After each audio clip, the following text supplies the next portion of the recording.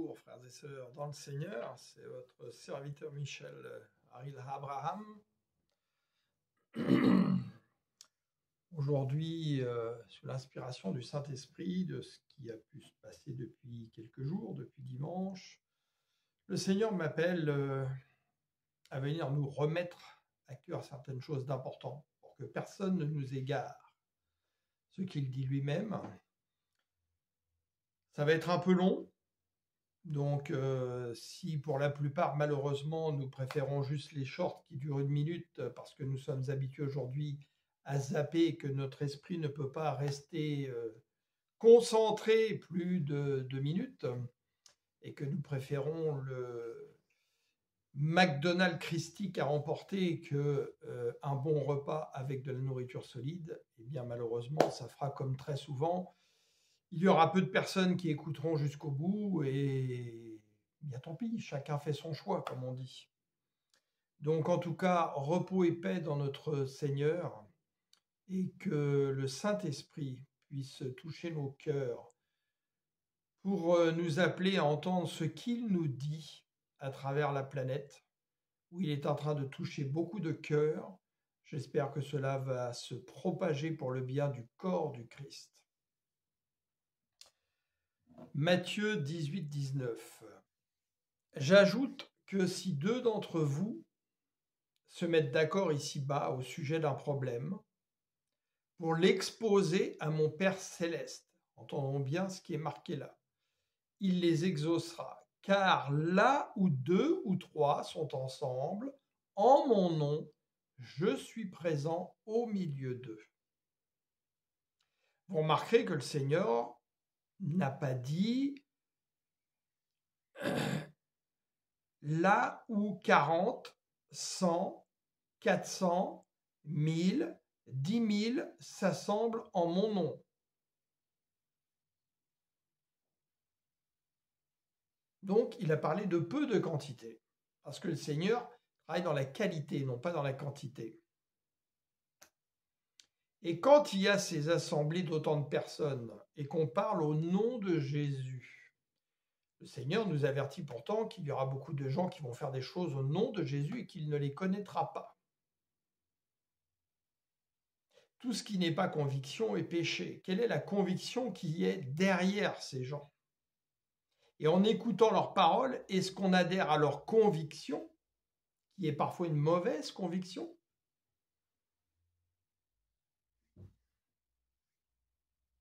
Je vous laisse méditer sur le sujet.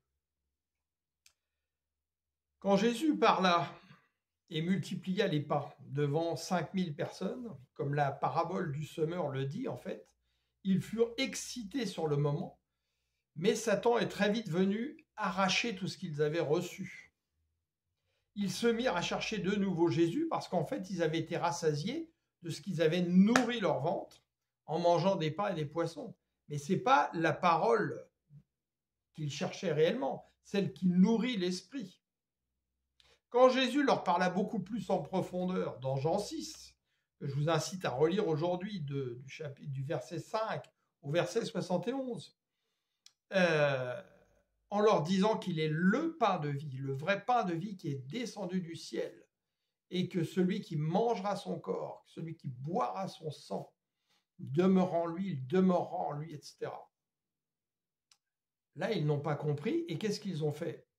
Ce jour-là, Jésus a perdu plein de disciples, et des gens qui avaient été touchés par sa parole sont partis.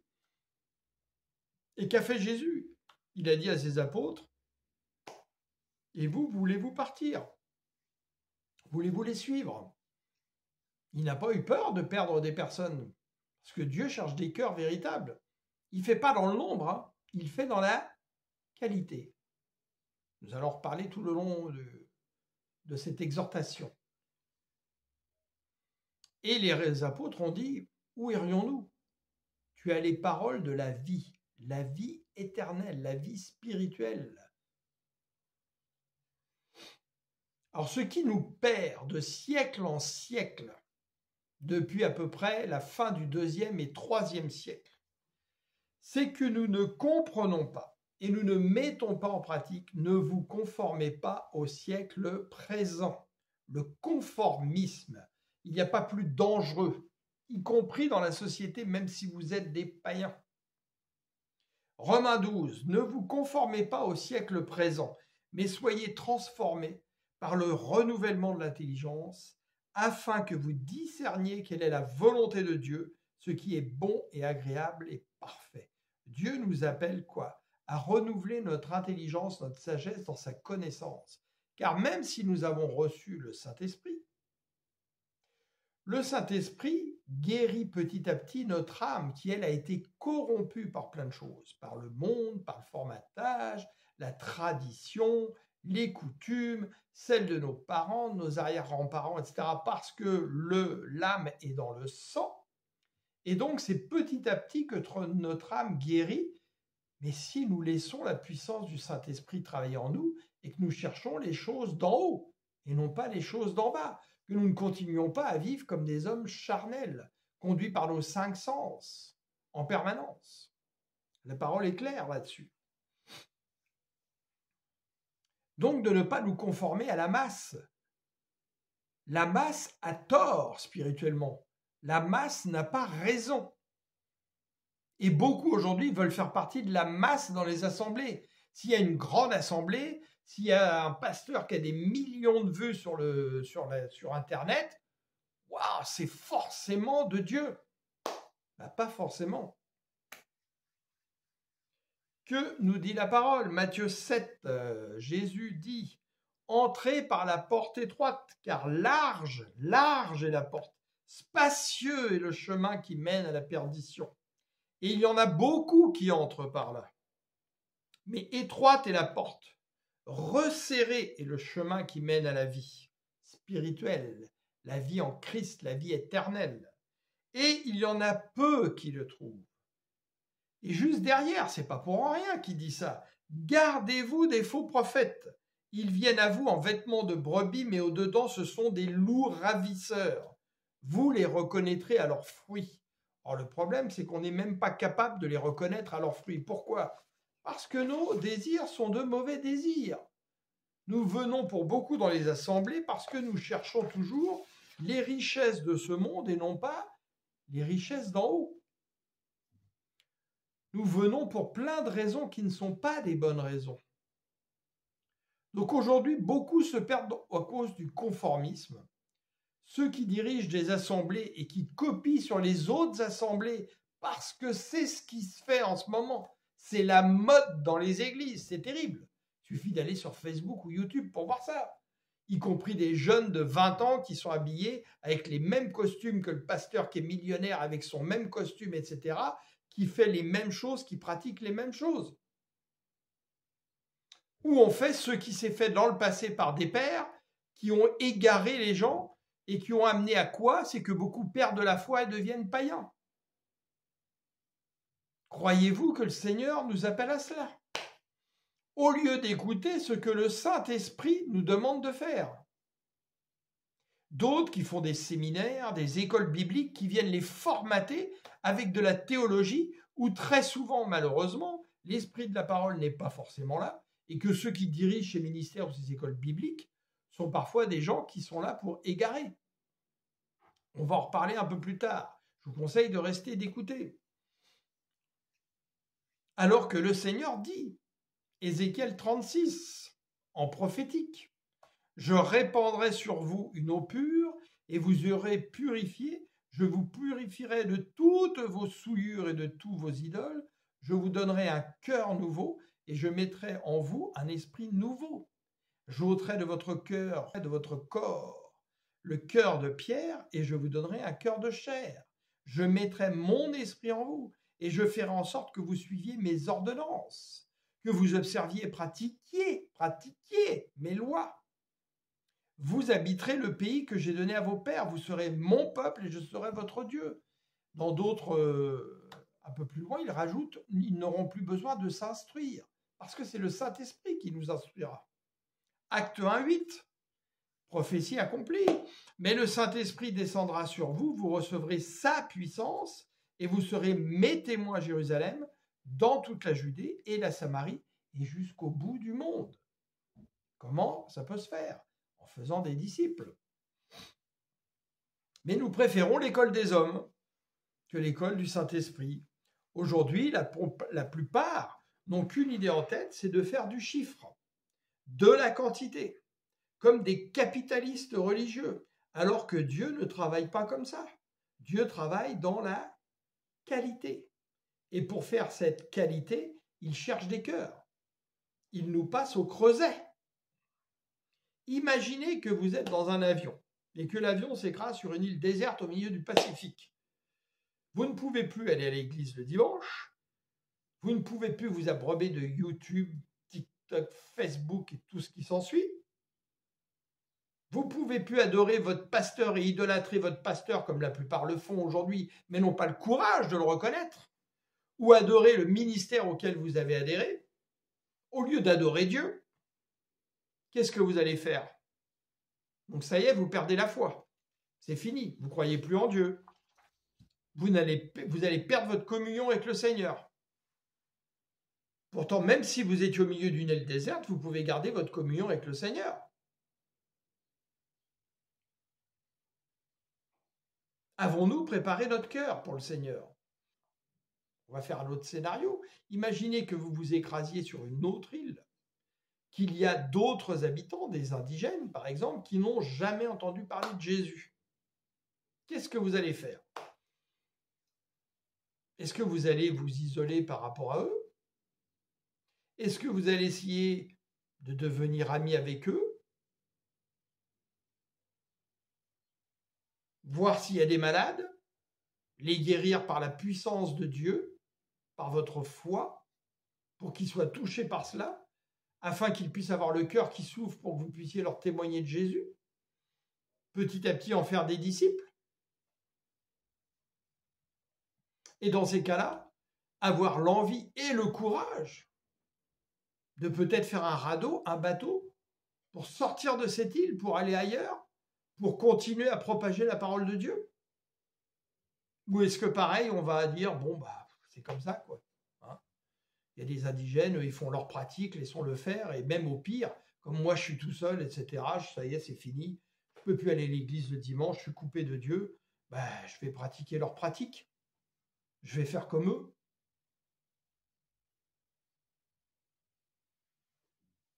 Alors, qu'est-ce qu'on fait? La question est là. Si Jésus, comme il l'a promis, a répandu son Saint-Esprit, est-ce qu'on réalise cette chance qu'on a? Vous vous rendez compte un peu? Dieu vient habiter par son esprit en nous. Il fait de nous son temple. Waouh! Quelle grâce, quelle bonté, quelle chance, quel cadeau! Est-ce que nous pouvons réaliser ce cadeau? C'est super difficile, ça nous dépasse totalement.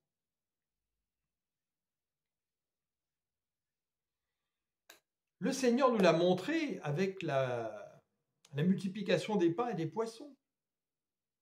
Il part de ce qui existe et il le multiplie. C'est ce que faisait l'assemblée du Christ, donc la vraie Église primitive, avec des assemblées de maisons.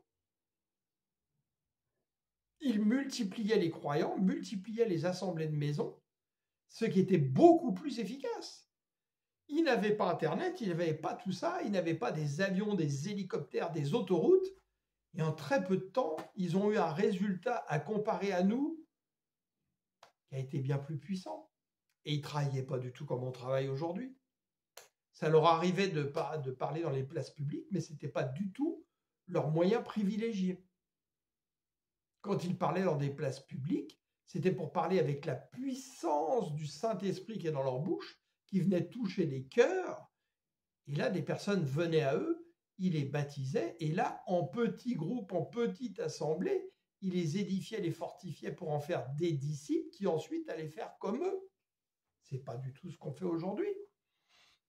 Aujourd'hui, on a fait des églises où on vient dire des choses qui souvent sont fausses, erronées, transformateurs de la parole comme Satan a su le faire sur le temple, en utilisant la parole mais en l'emmenant dans un autre sens. Pourtant, Jésus à chaque fois dit « il est écrit que », il est dit que, etc., etc. Mais nous, est-ce qu'on est capable de faire ça?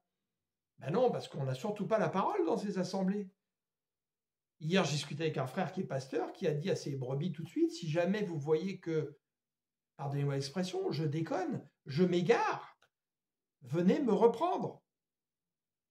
Parce qu'il sait qu'il n'est qu'un homme. Et ça peut nous arriver à tous.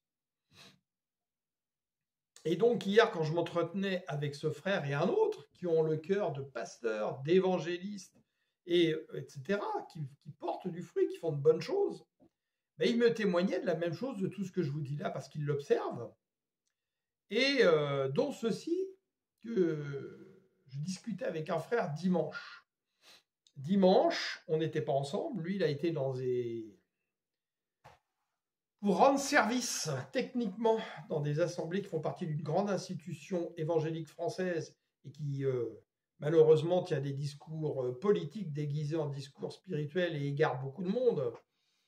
Et le résultat, il était affligé de ce qu'il a entendu et affligé de voir les croyants acclamer des choses qui sont fausses, qui les égarent. Son âme souffrait. Et moi, j'ai reçu la même chose, justement, suite à des choses que j'ai écoutées ailleurs. Et on parlait, justement, et on se demandait comment était-ce possible. Qu'est-ce qu'on peut faire aujourd'hui, par la puissance de Dieu, pour essayer de réveiller les croyants qui se laissent totalement égarer. Et mon frère me disait hier que cette tristesse, qui en fait, où le Saint-Esprit est attristé en nous, de voir le spectacle affligeant de la majorité des assemblées de croyants aujourd'hui, eh bien, c'est tout simplement que Dieu nous a donné le discernement pour voir quand on pratique le mal qui est déguisé en bien, pour voir l'injustice qui est déguisée en justice, pour nous égarer, pour que certaines personnes se donnent le droit d'exister, pour d'autres de s'enrichir, et la liste est longue. Eh bien, ce sont les premières tribulations qui ont commencé, qui sont marquées dans l'Apocalypse. Pour le véritable peuple saint, celui en fait où le Saint-Esprit a réussi à transformer son âme pour que son âme soit plus attirée par l'Esprit de Dieu que par les choses d'en bas. Et cette âme qui est purifiée dans le Seigneur ne supporte plus l'iniquité, ne supporte plus le mensonge. Et quand elle voit ça, elle est en souffrance, elle ne supporte plus. Et là, elle commande à ses pieds de sortir de ces assemblées, qui au lieu de faire de nous des aigles qui déploient nos ailes, font de nous des poules dans un poulailler, à qui on jette du grain pour les nourrir et ça leur suffit. C'est pas ce que Dieu nous a appelés à faire. Donc Dieu, par son Saint-Esprit, est en train de reprendre, de corriger tout ce qui a été fait par conformisme et qui ne produit pas de réels fruits. Mais voilà, pour la plupart, nos oreilles restent sourdes, nos cœurs restent fermés, nos yeux ne veulent pas s'ouvrir. Comme l'Écriture le dit, ils auront beau entendre, ils n'entendront pas. Pourquoi? Parce que nous sommes plus attachés aux choses du monde et à nos 5 sens, notre vie charnelle. Romains 10, verset 13. Car quiconque invoquera le nom du Seigneur sera sauvé. Amen. Mais pourtant, il y a quelque chose à faire. Il nous dit, celui qui persévérera jusqu'au bout sera sauvé. Comment donc invoqueront-ils celui en qui ils n'ont pas cru? Croyons-nous dans le véritable Jésus ou un autre Jésus? Nous allons en reparler encore un peu plus loin. Et comment croiront-ils en celui qu'ils n'ont pas entendu parler? Ou ils en ont entendu parler, mais pas de la bonne manière. Et comment en entendront-ils parler s'il n'y a personne qui prêche ou qui prêche de la mauvaise manière? Et comment y aura-t-il des prédicateurs s'ils ne sont pas envoyés? Selon qu'il est écrit qu'ils sont beaux les pieds de ceux qui annoncent la paix, de ceux qui annoncent de bonnes nouvelles. Mais tous n'ont pas obéi à la bonne nouvelle. Aussi Ésaïe dit-il, Seigneur, qui a cru à notre prédication? Ainsi la foi vient de ce qu'on entend. Et ce qu'on entend vient de la parole de Christ, la pensée de Christ. Mais dans beaucoup d'assemblées aujourd'hui, ce n'est pas la pensée de Christ dont on nous parle. Et parce que nous ne méditons pas, c'est la parole du Seigneur, que nous ne comprenons pas la pensée de Christ, Nous n'avons pas le discernement pour le voir. C'est terrible. Alors, mais qui les envoie, ces prédicateurs? Est-ce qu'ils s'envoient eux-mêmes? Est-ce que ce sont des politiciens cachés derrière des institutions judéo-chrétiennes qui les envoient? Ou est-ce que c'est Dieu qui nous envoie? Je vais vous faire une parenthèse, je vous conseille, je vous l'ai dit plusieurs fois, achetez ce livre, Les Protocoles de Toronto,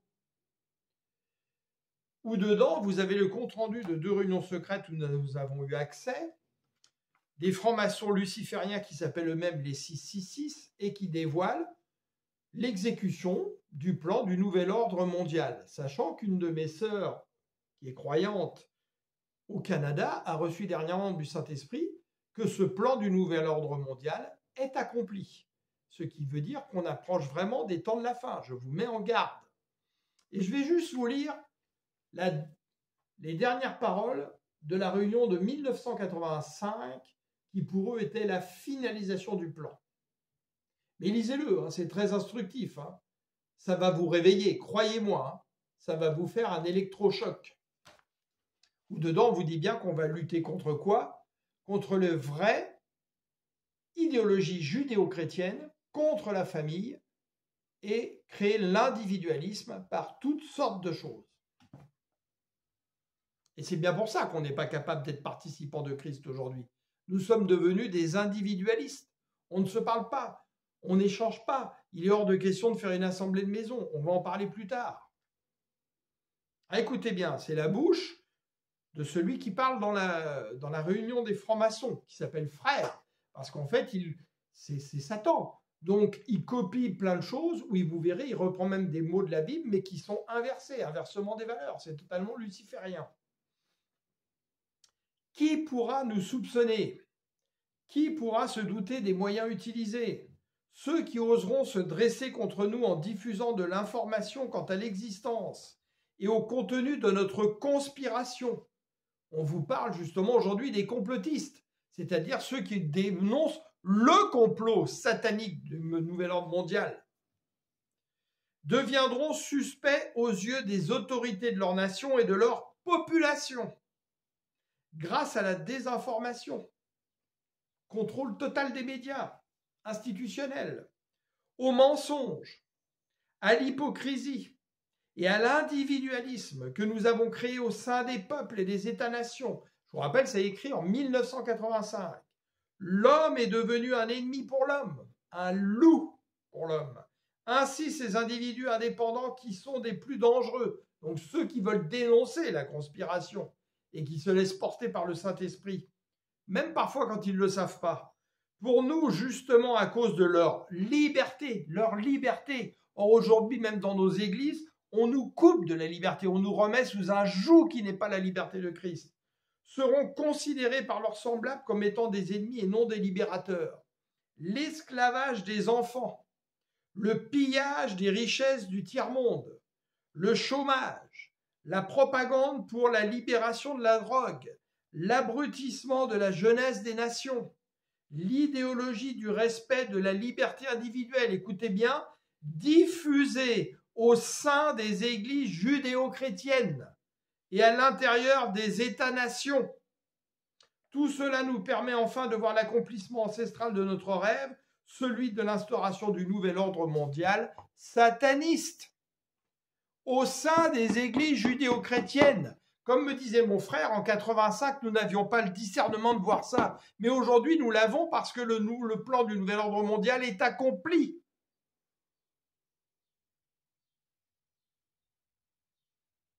Réfléchissez bien. Travaillez de votre côté pour comprendre tout ce qui se passe. Ne vous laissez pas broyer par un système qui a été mis en place, dont les grandes institutions chrétiennes sont complices. 2 Corinthiens 11. Ah, j'aimerais que vous supportiez aussi de ma part un peu de folie. Oui, supportez-moi, car j'ai pour vous un amour qui ne tolère aucun rival et qui vient de Dieu lui-même. Ben oui, parce que l'amour de Dieu n'est pas l'amour humaniste qu'on répand dans nos églises aujourd'hui. L'amour de Dieu, c'est que tout le monde soit sauvé. Et que pour que tout le monde soit sauvé, il faut reprendre, corriger. Quand Dieu est venu détruire avec le déluge, c'était l'amour de Dieu, parce qu'il ne voulait pas que les gens continuent à s'égarer. Dieu qui meurt sur la croix, c'est l'amour de Dieu. Et le jugement final avec le feu qui va détruire, c'est l'amour de Dieu. L'amour de Dieu, c'est pas sans arrêt caresser, flageoler. « Oh, mon frère, tu es bon, tu es doux, mais fais n'importe quoi, c'est pas grave, Dieu t'a sauvé. » C'est pas ça, l'amour de Dieu. Et que dit-il ? « Je vous ai en effet fiancé à un seul époux, pour vous présenter au Christ comme une jeune fille pure. Or, j'ai bien peur que vous laissiez votre esprit, se corrompre et se détourner de votre attachement sincère et pur au Christ, comme Ève s'est laissée séduire par le mensonge tortueux du serpent. Si quelqu'un vient vous annoncer un autre Jésus, ce qui se passe majoritairement dans les assemblées aujourd'hui, les grandes assemblées, que celui que nous avons prêché, vous le supportez fort bien. Vous supportez bien aussi de recevoir un autre esprit, pas celui du Saint-Esprit, que celui que vous avez reçu, un autre évangile que celui que vous avez accepté. C'est accompli, nous y sommes, ça avait déjà commencé, mais là on y est complètement, les deux pieds dedans.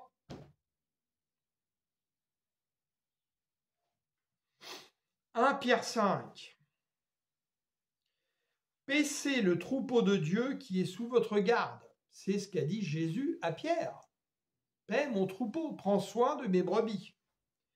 Non par contrainte, mais volontairement selon Dieu. Non pour un gain sordide. C'est ce qu'on voit majoritairement dans les méga-churches. Des gains sordides. Des pasteurs millionnaires qui s'enorgueillissent de cela et qui vous convertissent à cet amour. C'est terrible, c'est terrible. Mais avec dévouement, non comme dominant sur eux, qui vous sont échus en partage. Dans d'autres traductions, non avec un esprit autoritaire. C'est pourtant ce qui se voit. Vous n'avez pas la parole. Vous n'avez même pas le droit de dire quelque chose au pasteur qui pourrait le reprendre, parce qu'il a pu s'égarer. Ce n'est qu'un homme. Vous n'avez pas le droit de vous parler en dehors de l'assemblée. Si on le sait, tout de suite, on vous exclut de l'assemblée. Vous n'osez même pas créer des assemblées de maison en plus de cette assemblée pour vous fortifier, être en réunion de prière, partager la parole avec des frères. Non, vous n'osez pas. Parce que le pasteur va le savoir. Qu'est-ce qu'il va dire de moi? Il va m'exclure de la communauté. C'est terrible. Mais en étant des modèles du troupeau. La plupart, ils sont dans des choses bizarres. Ils sont loin d'être des modèles. Moi, j'ai pas du tout envie de leur ressembler. Et lorsque le souverain pasteur Jésus paraîtra, vous obtiendrez la couronne incorruptible de la gloire. Jésus dit en Jean 21, Jésus lui dit, prends soin de mes brebis. Bref, sois un bon berger à l'image du bon berger, et non pas un pasteur avec un diplôme qui ne prend pas soin des brebis. Il a le nom, mais il n'exerce pas la fonction. Il n'est donc pas utile, il ne porte pas de fruits. Il serait plus utile d'entendre quand on nous parle, au lieu de demander « est-ce que tu es pasteur ?»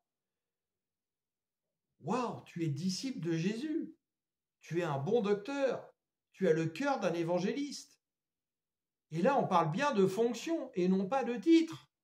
Si vous voulez un titre avec gravé en lettres d'or sur une plaque en marbre ou tout ce que vous voulez, soyez médecin, avocat, notaire ou tout ce que vous voulez. Et glorifiez-vous dans votre beau titre. Mettez dans votre bureau votre diplôme, regardez-le tous les jours. C'est pas ce que le Seigneur demande, ou alors on lit pas la même Bible, je ne sais pas. Pourquoi acceptons-nous de rester prisonniers sous un joug étranger, étouffés dans nos assemblées, ne nous développons pas avec la puissance de Christ en nous? Parce que l'évangile ne consiste pas qu'en parole, mais en puissance. La parole le dit. Si nous ne sommes pas capables d'exprimer la puissance de Christ en guérissant des malades, en prophétisant des choses qui se passent réellement, en chassant des démons, en ressuscitant des morts, c'est qu'il y a un problème.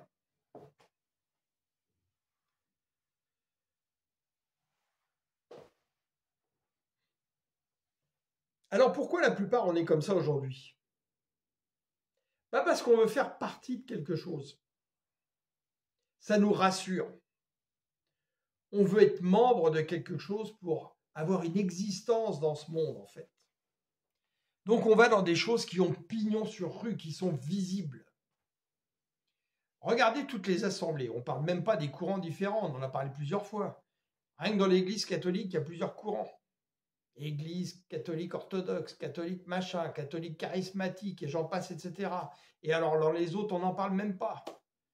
Ouh, ça donne mal à la tête tellement il y a de noms. Mais on prêche tous le corps indivisible de Christ.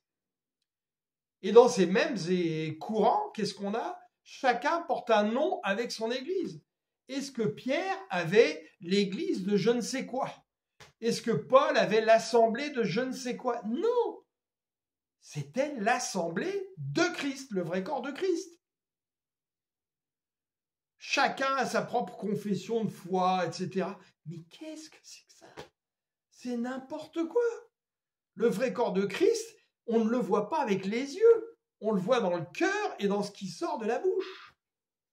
Et ce qui sort de notre cœur, purifié par le Saint-Esprit. Avec notre âme purifiée. Les païens ne font-ils pas la même chose à travers des clubs, des loges, des partis politiques et bien d'autres choses? Cela nous occupe notre vie qui souvent est bien vide.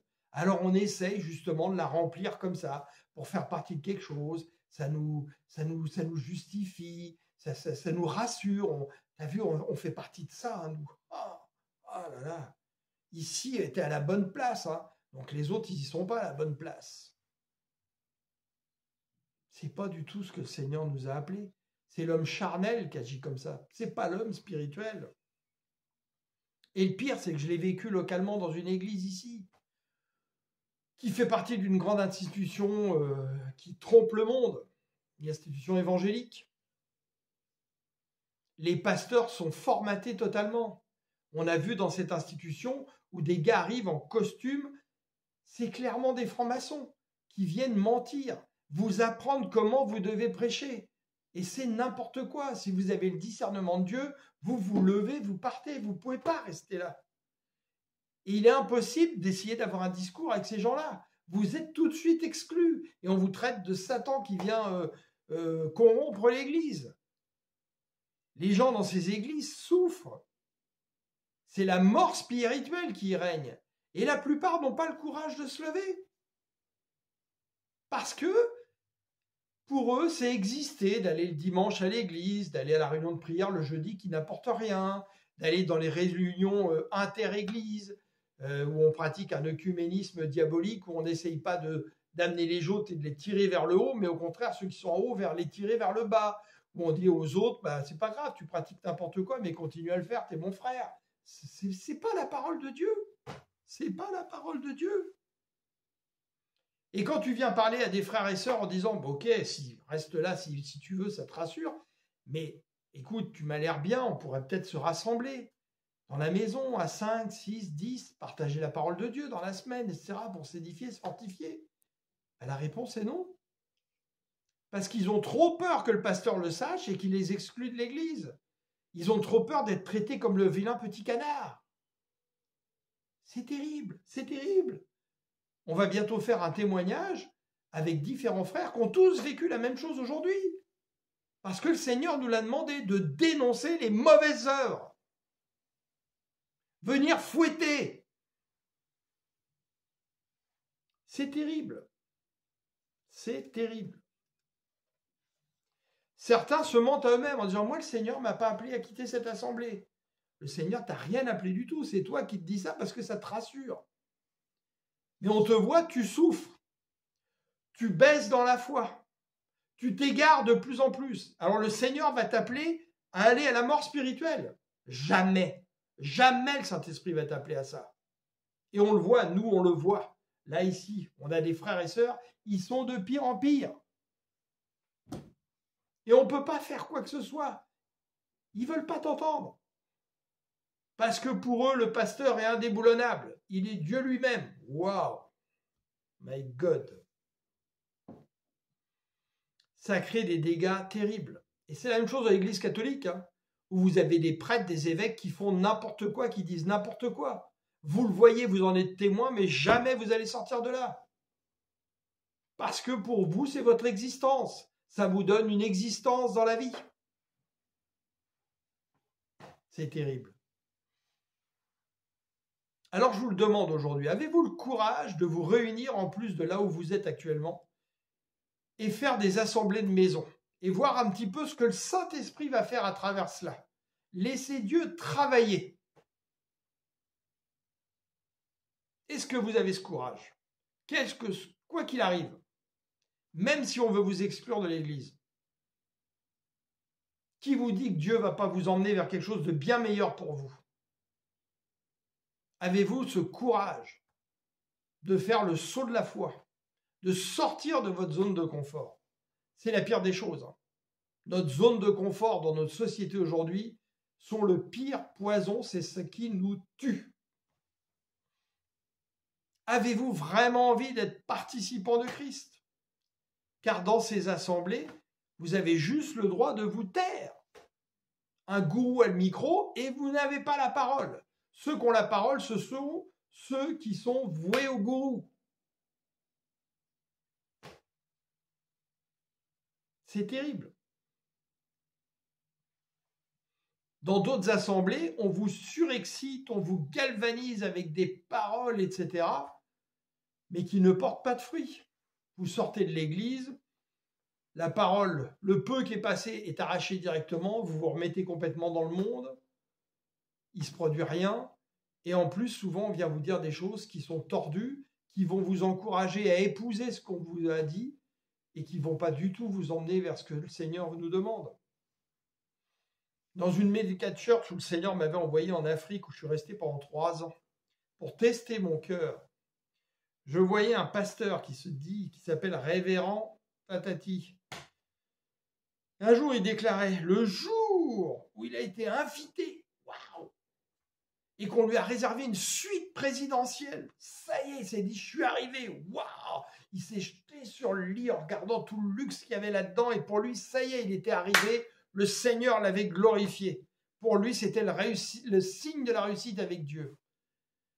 Et ces gens-là communiquent ça dans des assemblées en vous le faisant croire, en vous donnant le goût des richesses du monde. J'étais triste pour lui. Je disais, pauvre petit bonhomme.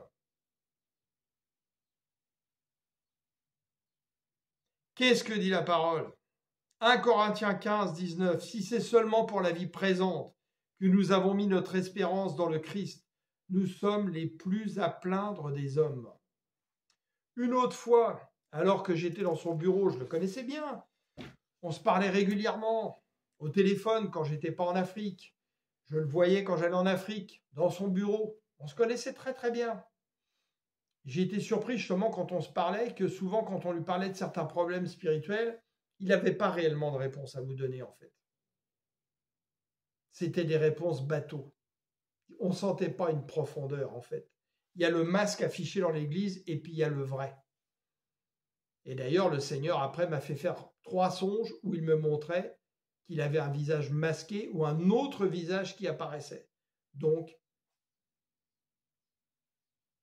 masque du berger, le vrai profil du loup.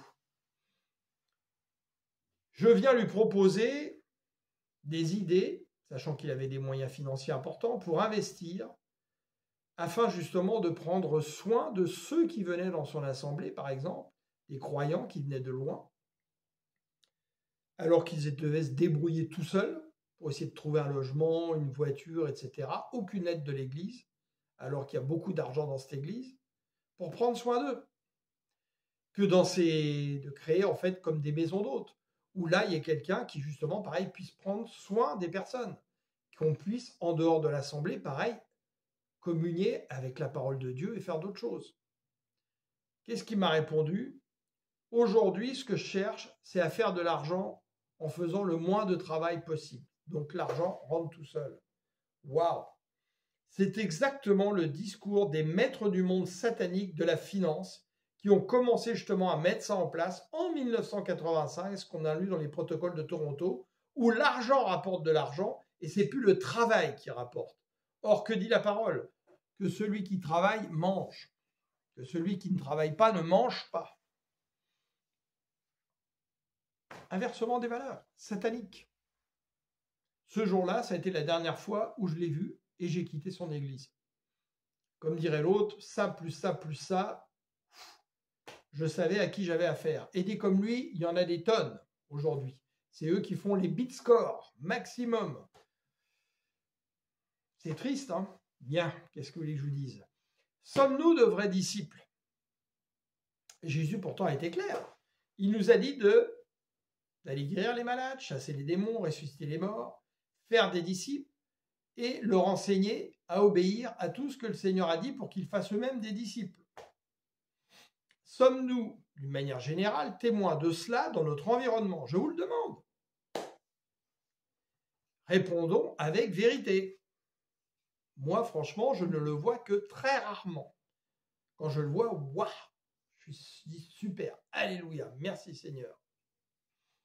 Alors que nous devrions être un grand mouvement en Christ, dans le repos de Christ, mais qui bouge, qui se déplace, qui agit, qui manifeste la puissance de Christ qui est en nous, pour reconquérir des territoires qui ont été conquis par l'ennemi, y compris justement chez les croyants.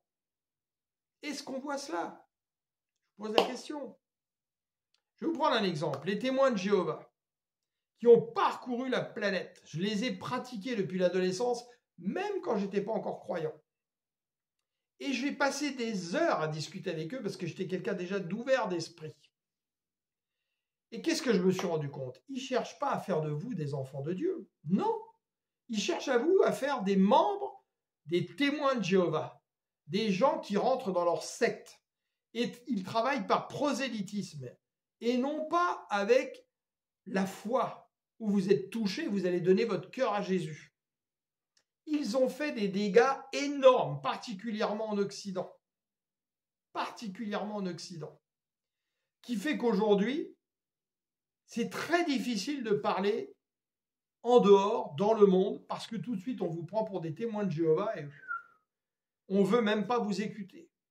Ils ont travaillé en terre brûlée, ils ont brûlé la terre. Ce qui veut dire que quand aujourd'hui on veut travailler en dehors des assemblées, dehors, dans les villes, dans les villages, etc., on doit faire très attention à notre approche et tout de suite bien dire « je ne suis pas témoin de Jéhovah ». Sinon, les gens ne veulent même pas vous écouter, c'est le rejet direct. Et j'ai jamais vu un témoin de Jéhovah pratiquer en puissance. Pourtant, le royaume de Dieu ne consiste pas seulement en parole et en puissance. J'ai jamais vu un témoin de Jéhovah guérir un malade alors qu'il y a des malades devant eux. J'ai jamais vu un témoin de Jéhovah chasser un démon alors qu'il voit que la personne est dans le démon de l'alcoolisme ou je ne sais quoi. J'ai jamais vu ça. J'ai même vu par contre des Bibles réécrites à leur manière, en les comparant avec ma Bible ou mes Bibles. Acte 4, 32. Tous ceux qui étaient devenus des croyants vivaient dans une parfaite unité de cœur et d'esprit. Personne ne se présentait propriétaire de ses biens, mais ils partageaient tout ce qu'ils avaient avec une grande puissance. Les apôtres rendaient témoignage de la résurrection du Seigneur Jésus et la grâce de Dieu agissait avec force en eux tous. Aucun d'eux n'était dans le besoin, car ceux qui possédaient des champs ou des maisons les vendaient, apportaient le produit de la vente et les remettaient aux apôtres. Ceux-ci les répartissaient alors entre tous et chacun recevait ce dont il avait besoin. Waouh! Waouh! Êtes-vous capable de me citer une assemblée qui fonctionne comme ça aujourd'hui dans le monde? Il y en a peut-être que je ne connais pas, j'en ai jamais vu. Et au contraire, on voit plein de gens qui sont dans le besoin et qui se rendent encore plus pauvres en allant donner des dîmes et des offrandes à des gens qui, eux, s'enrichissent. Waouh! Ça correspond vraiment à l'église primitive de Jésus dans Actes. 1 Corinthiens 2, mon enseignement et ma prédication ne reposaient pas sur les discours persuasifs de la sagesse, mais sur une action manifeste de la puissance de l'esprit. Ainsi, votre foi a été fondée non sur la sagesse humaine, mais sur la puissance de Dieu. Je n'ai pas vu des guérisons dans beaucoup d'églises. Et quand j'en ai vu parfois dans les méga-churches, c'était des choses trafiquées, des faux témoignages, des complices. Et c'est des malins, croyez-moi, c'est des malins. Je parle à quelqu'un qui est ceci, qui est machin, etc. Ah, puis d'un seul coup, la fille se livre et elle vient, etc. Elle se lève. Sauf qu'en fait, elle est bien complice et puis que, voilà. J'entends dire que... ouais, moi aussi, j'entends dire que... Quand c'est qu'on va se décider à passer à l'acte? 1 Corinthiens 4. Pensant que désormais, je ne reviendrai plus chez vous, certains se sont mis à jouer les importants. Le bishop, l'archevêque général en chef. Mais si le Seigneur le veut, j'irai très prochainement vous voir et alors je me rendrai compte, non pas des beaux discours que ces prétentieux peuvent tenir, mais ce dont ils sont capables. Car le règne de Dieu ne consiste pas en paroles, mais en puissance. Que préférez-vous? Que je vienne chez vous avec un bâton? Ce que je fais là. C'est-à-dire, on vient taper pour essayer de réveiller les gens. Hé, réveille-toi. Est-ce que tu entends ce qu'on te dit là, qui est n'importe quoi? Ou avec un esprit d'amour et de douceur? Sortons de cette hypocrisie générale. Si nous ne voulons pas entendre quand le Seigneur sera là, éloignez-vous de moi, vous qui commettez l'iniquité, je ne vous ai jamais connu. Puissions-nous recharger nos lampes d'huile, nous décider à être réellement participants de Christ, nous parler, nous édifier, nous exhorter, nous reprendre, nous corriger, échanger, nous organiser, agir avec puissance pour porter du fruit, faire des disciples, témoigner en vérité. Cette chaîne porte le nom, parce que le Seigneur m'avait demandé de l'appeler ainsi, assemblée participante, parce que nous sommes participants de Christ, de la propagation de la pensée de Christ. Est-ce qu'on est vraiment participant même sur cette chaîne? Je vous le dis, la réponse est non. Je n'en ai reçu aucun témoignage réel aujourd'hui, à part quelques personnes qui écoutent cette chaîne et que je connais ici en local.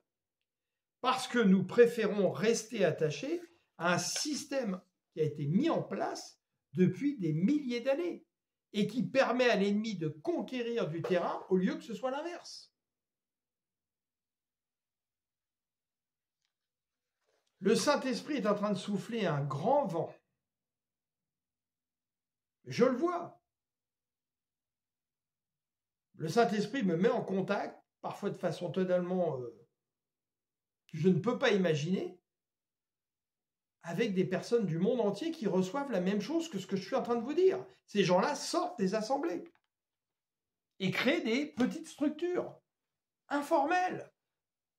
Même pas besoin de créer d'associations. Les associations sont sous les lois de la République. Et donc, justement, aujourd'hui, on veut absolument vous fliquer pour savoir qui est là-dedans. Vous n'avez pas besoin de tout cela, hein? Les apôtres n'ont jamais créé tout ce qu'on a créé aujourd'hui comme Église, jamais. Ils formaient l'Église de Christ. C'est qu'à partir de la fin du IIe siècle, IIIe siècle, qu'on a commencé et que l'Église catholique a été le début de ce poison qui s'est répandu. Et puis ensuite sont venues des réformes, mais qui n'ont jamais réformé totalement le principe qui est mauvais.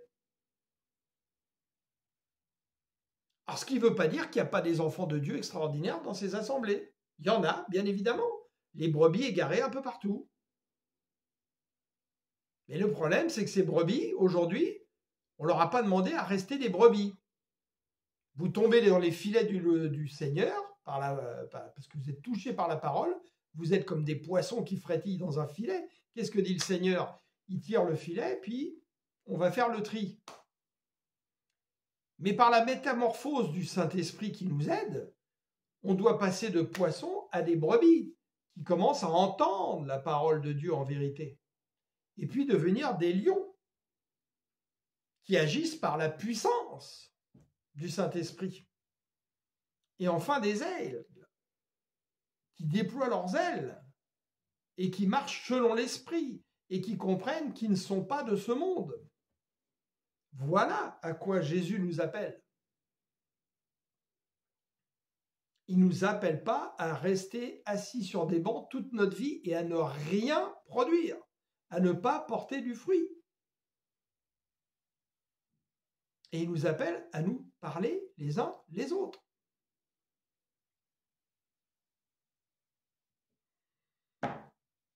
Donc, je vous incite à réfléchir à tout cela vraiment. J'espère que vous aurez écouté jusqu'au bout. Je pense qu'il y en aura peu qui auront écouté, malheureusement, à moins que ça soit la volonté de Dieu et qu'il ait agi dans votre esprit ce matin. Je l'espère. Merci Seigneur, si c'est le cas, pour toi, car moi, je n'ai rien à tirer de cela. Je vous rappelle que cette chaîne ne me rapporte pas d'argent. Je ne monétise pas, contrairement à beaucoup d'autres, la chaîne sur YouTube. Je le fais totalement bénévolement, gracieusement. Donc, bon, voilà. Et dernièrement, je dis au Seigneur, j'ai évoqué beaucoup de sujets qui sont entièrement dans ton évangile. Et je ne vois pas vraiment manifester de choses avec des témoignages. Et le Seigneur me disait, il y a plein de nourriture sur la chaîne que tu as créée, y compris par des choses que tu as partagées. S'ils ont envie de travailler, ils ont largement de quoi travailler. S'ils ont envie de grandir en Christ. Ça les concerne. Chacun fera un choix par rapport à ça. On ne peut pas forcer personne à vouloir grandir dans son devenir en Christ. On peut leur donner des éléments, essayer de les aider, mais chacun fait son choix. J'espère que vous ferez le bon choix, que ce soit là ou ailleurs quand on vous instruit en esprit et en vérité. Voilà ce que je voulais vous dire ce matin. Puissiez-vous rester dans l'alliance, la véritable, en notre Seigneur Jésus le Christ. Puissiez-vous vous laisser guider par le Saint-Esprit. Puissiez-vous développer votre communion avec le Seigneur. Puissiez-vous pratiquer de bonnes œuvres autour de vous pour témoigner de Jésus. Puissiez-vous avoir le courage de vous réunir justement à plusieurs frères pour aller dans les rues et aller guérir des malades, chasser des démons. Je vous rappelle qu'une bonne chose qui a été faite pour justement nous permettre de comprendre que nous avons ce pouvoir, c'est la dernière réforme qui avait été instaurée, donc en anglais The Last Reformation, instaurée par le pasteur Søndergaard, pasteur danois. Vous tapez la dernière réforme sur YouTube.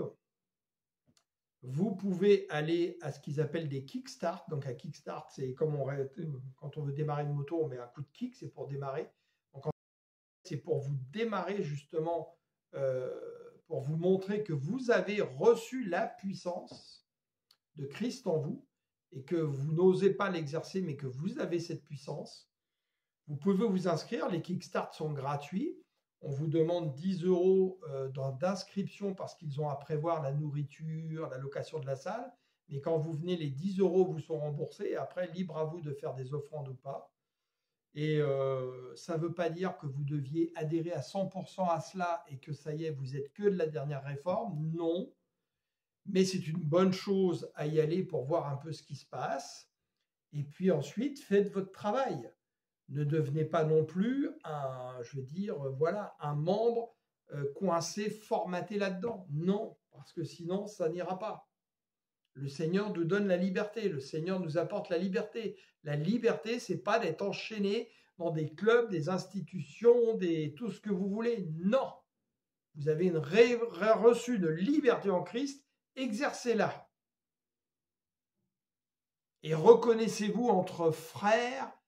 Et voilà, vous reconnaîtrez un frère catholique qui est dans la liberté en Christ, un frère méthodiste, pentecôtiste, tout ce que vous voulez, un frère qui ne porte pas de nom, comme moi je ne suis de rien, si ce n'est de l'église de Jésus le Christ. Je ne suis pas ni catholique, ni protestant, ni évangéliste, ni tout ce que vous voulez. Je suis enfant de Dieu. C'est l'appellation que le Seigneur m'a donnée parce que je crois que Jésus est le Fils de Dieu, le Sauveur, le Saint d'Israël, l'Éternel. Voilà, c'est ce que la parole de Dieu dit et c'est ce que je crois. Et en aucun cas, je ne veux qu'on me mette une étiquette sur mon dos. Il n'en est pas question. Et là, je voyais un frère qui disait qu'ils vont s'unir avec des églises unies, tatati, tatata. Pourquoi avez-vous besoin de tout ça? Travaillez ensemble, mais vous n'avez pas besoin de mettre un nom, créer quelque chose. Ça ne sert à rien. Quand on fait ça, tout de suite, Satan vient rentrer là-dedans. Et petit à petit, il va faire son travail. Alors que dans quelque chose d'informel, il a beaucoup de mal à travailler, Satan. Par contre, dans tout ce qui est formalisé de façon humaine, croyez-moi, là, il se fait un vrai plaisir de rentrer très rapidement et d'en prendre le contrôle, même quand c'était parti du bon pied. Soyons attentifs. Gloire à Dieu. Oui, Père, nous voulons te rendre grâce pour nous avoir transportés dans le royaume du Fils de ton amour, de nous avoir amenés à son admirable lumière. Aide-nous, Seigneur, à méditer les paroles de Pierre pour que nous soyons conscients que nous sommes le temple du Saint-Esprit, une race d'élus, un sacerdoce royal, des rois prêtres. Oui, Seigneur, à l'image de notre Seigneur, toi, notre Seigneur Jésus, toi qui es le Seigneur, Yahweh Adonai, toi l'Éternel des armées. Oui, Seigneur. Guide-nous, remplis-nous, corrige-nous par ton Saint-Esprit, Seigneur. Reprends-nous, châtie-nous, fortifie-nous. Forge notre caractère, Seigneur. Les temps vont s'accélérer très très vite. Puissions-nous en prendre conscience. Puissions-nous en prendre conscience. Puissions-nous avoir de l'huile en réserve, Seigneur. Et aide-nous à faire du bien autour de nous. Comme tu le dis dans Matthieu 25. Tout ce que vous avez fait au plus petit de mes frères, c'est à moi que vous l'avez fait. Pratiquons de bonnes œuvres, car la foi sans les œuvres est morte. Lisez Jacques, c'est une évidence. Et les œuvres sans la foi ne peuvent pas apporter grand-chose. Mais par contre, des œuvres de bonne qualité peuvent vous amener à la foi. C'est comme ça que des païens qui sont venus à Dieu alors qu'ils avaient un bon cœur. Ah oui, parce que Jésus est dans le cœur de tous. Il nous demande juste à un moment donné de le sortir de notre petite cachette pour qu'il se développe complètement en nous. Gloire à notre Seigneur de paix et de justice, Yeshua Mashiach.